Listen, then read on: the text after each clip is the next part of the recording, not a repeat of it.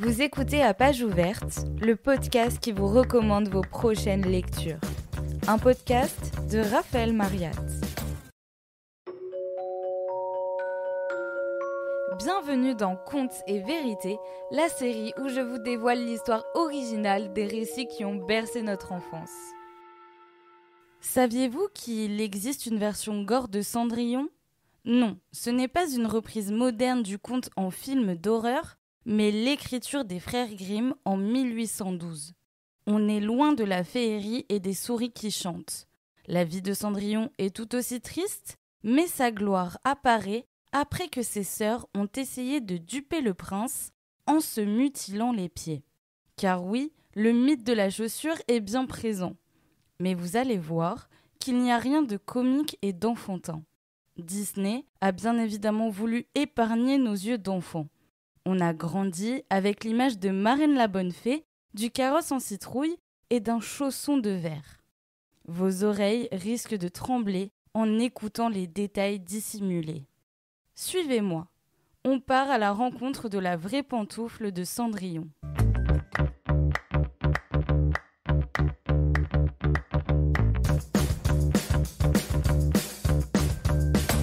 Dans la version des frères Grimm, Cendrillon n'a pas le même destin féerique que dans le dessin animé. Pour une fois, Disney a préféré respecter la version originale de Charles Perrault avec Marraine la Bonne Fée et la pantoufle de verre. Et vous allez vite comprendre pourquoi le dessin animé ne s'est pas construit avec la version des frères Grimm, celle où il y a de la mutilation et des yeux crevés. Comme vous le savez, Cendrillon a perdu sa mère et a vu son père se remarier avec une horrible femme. Ce détail est gardé par les frères Grimm car il sera central dans leur conte sanglant. Avant de mourir, la maman de Cendrillon lui a fait promettre de rester bonne et pieuse. Après son décès, la jeune fille plante un rameau de noisetier sur la tombe maternelle. Elle l'arrose de ses larmes. Petit à petit, l'arbre sacré pousse et un oiseau blanc magique s'en échappe. L'animal va réaliser tous les vœux de Cendrillon comme un vrai ange gardien. Cet aspect religieux et de deuil n'a pas été gardé dans le dessin animé. Disney a préféré ouvrir son histoire sur l'ambiance féerique avec les animaux qui chantent et aident Cendrillon à faire le ménage. Dans toutes les versions, la belle-mère de Cendrillon est odieuse. Elle relègue la jeune fille à la cuisine, ne lui donne pas la même garde-robe élégante qu'à ses propres filles et l'oblige à tenir la maison.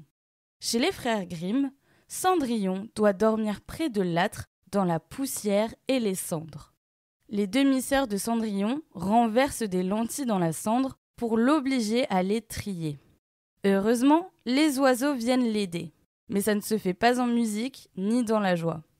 Le soir, quand elle part se coucher à même le sol car elle est privée de lit, ses sœurs se moquent d'elle et la traitent de petit oie et de souillon. Disney a transformé la misère en comédie musicale avec des souris. Les humiliations subies par Cendrillon sont présentées dans un ton plus léger. Là où les frères Grimm décrivent la souffrance et l'isolement, Disney choisit l'optimisme. L'une des plus grandes différences avec le dessin animé, c'est la source de la magie. La scène la plus célèbre de tout l'univers Disney, c'est sans doute l'apparition de la Marraine la Bonne Fée. Cette figure maternelle et bienveillante qui survient dans une pluie d'étincelles bleutées lorsque Cendrillon est désespéré. Elle transforme une citrouille en carrosse doré, des souris en chevaux, un vieux chien en cocher et offre à Cendrillon une robe de bal scintillante accompagnée de ses pantoufles de verre. Tout est joyeux et rassurant. Chez les frères Grimm, c'est une toute autre ambiance. Ici, la magie opère grâce à l'arbre planté en la mémoire de la mère de Cendrillon. L'oiseau blanc s'occupe de la préparation du bal. Dans le conte, il ne dure pas un soir, mais 3 jours. Alors, l'ange gardien de Cendrillon lui apporte 3 robes somptueuses. Évidemment, il lui fournit des chaussures. La première paire est brodée de soie et d'argent. Et pour le dernier soir, Cendrillon porte des pantoufles entièrement en or. La magie des frères Grimm est plus spirituelle que dans Disney. Elle n'est pas là pour sauver Cendrillon, mais elle s'enracine dans son deuil et sa fidélité envers sa mère. Pendant le bal, Cendrillon rencontre le prince. Chaque soir, elle émerveille le prince et danse avec lui. Il refuse toutes les autres prétendantes. Mais à chaque fois, Cendrillon disparaît avant qu'il ne puisse savoir qui elle est.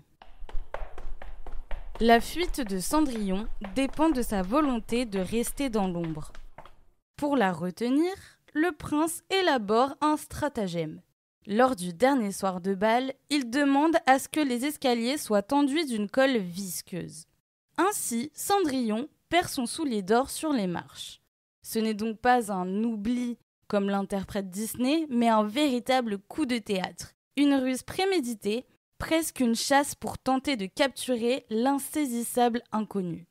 Vous connaissez la suite. Le prince annonce que celle qui portera parfaitement la pantoufle d'or sera son épouse. Les demi-sœurs de Cendrillon veulent évidemment s'en emparer. Dans le dessin animé, cette scène est comique. On les voit forcer leurs pieds dans le chausson, on rit d'elles et on sait qu'elles ne réussiront pas.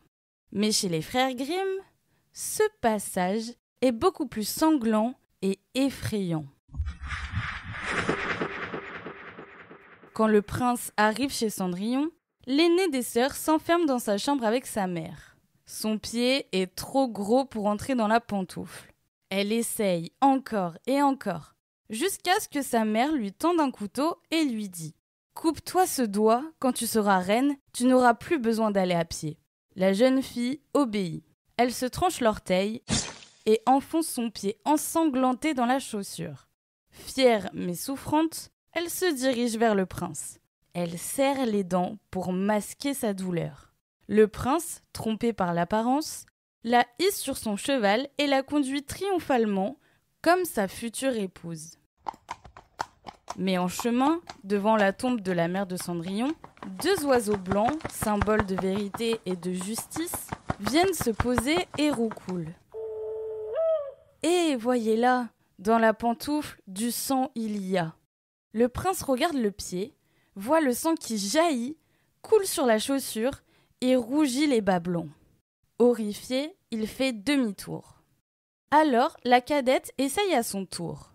Cette fois, l'orteil entre, mais le talon est trop grand. De nouveau, la marâtre donne un couteau et lui ordonne « Coupe-toi un bout de talon.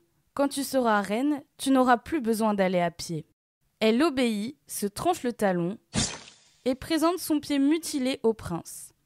Encore une fois, il la croit, l'installe sur son cheval et repart. Mais à nouveau, les 2 oiseaux apparaissent et répètent leur chant accusateur. Le prince découvre une nouvelle fois le sang qui coule de la chaussure et comprend qu'il a été dupé. Ce n'est qu'après ces 2 tentatives sanglantes qu'il demande s'il n'y a pas une autre fille dans la maison. Et c'est alors, presque en dernier recours, qu'on appelle la véritable Cendrillon, sale, en haillons, mais dont le pied glisse parfaitement dans la pantoufle d'or. Sans couteau, sans mutilation. Pas de sang, pas de souffrance. On est loin du suspense romantique de Disney. Ici, la violence souligne à quel point l'avidité et la cruauté des sœurs vont jusqu'à l'autodestruction. Cendrillon ne gagne pas seulement par sa bonté, mais aussi parce que la vérité éclate malgré toutes les ruses. Le mariage est célébré. Évidemment, la marâtre et les sœurs de Cendrillon sont invitées.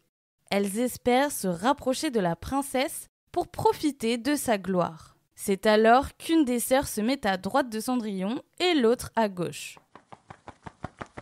Les fameux oiseaux blancs font leur retour.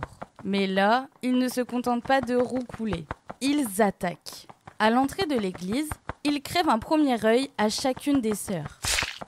Puis, à la sortie de la cérémonie, ils reviennent et crèvent leur second œil. La scène est brutale, implacable. Les sœurs qui avaient cherché à tricher, à usurper la place de Cendrillon, finissent aveugles, condamnées à vivre dans les ténèbres pour le reste de leur existence. Quand on compare la version des frères Grimm à celle de Disney, la morale change complètement de visage. Dans le conte que je viens de vous raconter, la vertu patiemment gardée est enfin récompensée, mais le mal, lui, est englouti dans les enfers. C'est une justice dure, sans pitié. Chez Disney, la leçon est différente. L'accent n'est pas mis sur la punition, mais sur l'espoir. 2 morales, 2 atmosphères, 2 regards sur le monde. Pantoufles d'or ou pantoufles de verre, peu importe la matière. Elles incarnent toutes deux la fragilité de l'espoir, ce minuscule éclat qui, au cœur des cendres, peut changer une existence entière. Vous venez d'écouter À Page Ouverte, un podcast écrit et réalisé par Raphaël Mariat. Pour plus d'épisodes, rendez-vous sur votre plateforme d'écoute préférée.